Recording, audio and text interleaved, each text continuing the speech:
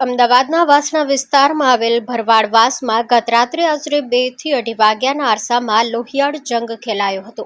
મળતી માહિતી મુજબ 25 વર્ષીય હિતેશભાઈ નામના યુવક પર એક અજાણ્યા શખ્સે તીક્ષ્ણ હથિયાર છરી વડે હુમલો કર્યો હતો।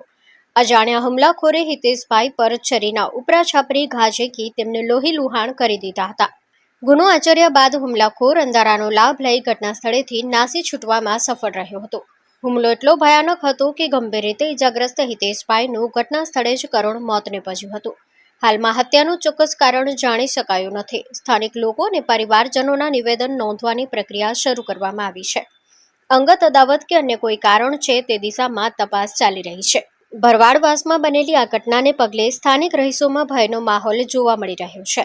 ત્યારે હવે જોવાનું એ રહ્યું કે પોલીસ ક્યારે અજાણ્યા હુમલાખોર સુધી પહોંચે છે અને હત્યા પાછળનું અસલી કારણ શું બહાર આવે છે।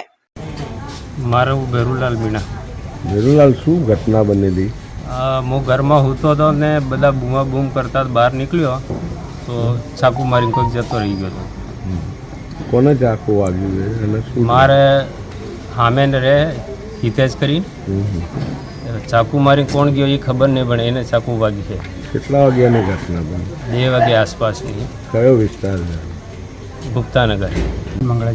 રામલાલ, શું ઘટના બની હતી ને આપ ક્યાં રહો છો? હું પાછળના ભાગમાં રહું છું। શું ઘટના બની હતી? મને કંઈ ખબર નહીં, પણ બૂમા બૂમ ત્યારે હું દોડીને આવ્યા। મરનાર વ્યક્તિ કોણ હતું? મનના હિતેશભાઈ રમણાભાઈ। તમારા ગામ ક્યાંના હતા? મારા ભત્રીજા જ ખુદ અમે એક જ કુટુંબના। કયા ગામના? બલીચા, રાજસ્થાન। અહીંયા શું ભાડે રહેતા હતા? ભાડે રહેતા હતા। શું કામ ધંધો કરતો? એક ફર્નિચરનું કામ.